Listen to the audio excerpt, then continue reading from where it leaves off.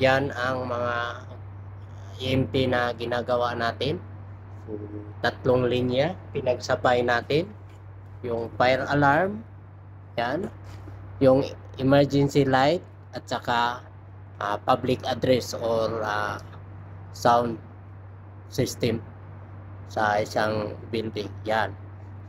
Dito, naglagay din tayo ng box para yan sa elevator. Interface module yan. Yan. Dito ang elevator. Sa kabila naman, dalawang elevator. Naglagay din tayo ng interface module dyan. Ito ay points ng smoke detector. Yan. Looping lang yung interface module at saka smoke detector kasi addressable ito. Yan naman ay exit light. Pinagsama na yan sa isang trabaho kasi belong yan sa fire safety. Okay?